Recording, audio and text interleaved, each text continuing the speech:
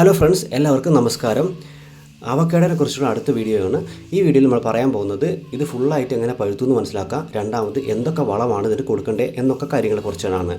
അപ്പോൾ എല്ലാവരും സബ്സ്ക്രൈബ് ചെയ്യാനും ബെല്ലൈക്കൻ ക്ലിക്ക് ചെയ്യാനും ലൈക്ക് ചെയ്യാനും മറക്കരുത്. അപ്പോൾ നമുക്ക് നമ്മുടെ ടോപ്പിക്കിലേക്ക് സ്റ്റാർട്ട് ചെയ്യാം.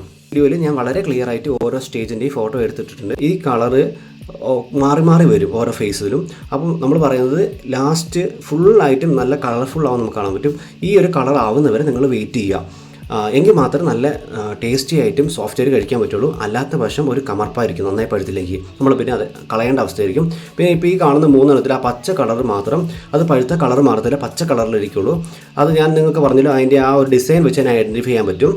ആ ഒരു ടൈപ്പ് ബട്ടർ ഫ്രൂട്ട് മാത്രം നമ്മൾ കടയിൽ നിന്ന് എടുക്കുമ്പോൾ ഡിസൈൻ വെച്ച് നമ്മൾ ഐഡൻറ്റിഫൈ ചെയ്യുക. അതുപോലെ അത് പഴുക്കുമ്പോൾ നമ്മളത് പ്രസ് ചെയ്ത് നോക്കുക, അതേ നമുക്ക് വഴിയുള്ളത് പഴുത്തൊന്ന് മനസ്സിലാക്കാനായിട്ട്. എനിക്ക് തോന്നുന്നു കുറച്ചുകൂടി ടേസ്റ്റ് ആയിട്ടുള്ളത് മറ്റേ ഇനമാണ്. ആ കളർ ആയി വരുന്നതിനെയാണ് നമുക്ക് നല്ല ടേസ്റ്റ് ആയിട്ട് പലപ്പോഴും ഫീൽ ചെയ്തിട്ടുള്ളത്. പിന്നെ രണ്ടാമതൊരു കാര്യം നമ്മൾ പറയാൻ പോകുന്നത് വളത്തിൻ്റെ കാര്യത്തെക്കുറിച്ചാണ്. ഒരുപാട് രാസവളങ്ങളൊന്നും ചെയ്യരുത്. രാസവളങ്ങളെ ഇല്ലാതിരിക്കുന്ന ബെറ്റർ. കുറച്ചും കൂടെ കാലം ബട്ടർ ഫ്രൂട്ട് മരം നിൽക്കും. പിന്നെ നമ്മൾ ചെയ്യുന്നത് വെച്ചിട്ടുണ്ടെങ്കിൽ വർഷത്തിൽ ഒരു പ്രാവശ്യം അതിൻ്റെ ചോട്ടിൽ ചാണകം കൊണ്ടിടും. അതുപോലെ നല്ല മണ്ണുള്ള സ്ഥലത്തായിരിക്കും ഈ അവക്കാഡോ ഫ്രൂട്ട് വെച്ചിട്ടുണ്ടാവുക. വേനൽക്കാലത്ത് 2 ആഴ്ച കൂടുമ്പോൾ ഒന്ന് നനച്ചു കൊടുക്കുക. ഇത്രയൊക്കെ ചെയ്താൽ മതി അതിനെ പരിപാലിക്കാനായിട്ട്. നമ്മളിനി അടുത്ത വീഡിയോയിൽ ഡിസ്കസ് ചെയ്യാൻ പോകുന്നത് എങ്ങനെയാണ് ഒരു അവക്കാഡോൻ്റെ തൈ സെലക്ട് ചെയ്യേണ്ടത്.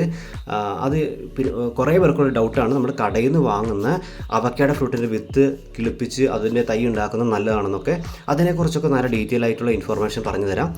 അപ്പോൾ എല്ലാവരും നമ്മുടെ ചാനൽ സബ്സ്ക്രൈബ് ചെയ്യാനും ലൈക്ക് ചെയ്യാനും ബെല്ലൈക്കൻ ക്ലിക്ക് ചെയ്യാനും മറക്കരുത്. അപ്പോൾ താങ്ക് യു ഫോർ വാച്ചിങ്.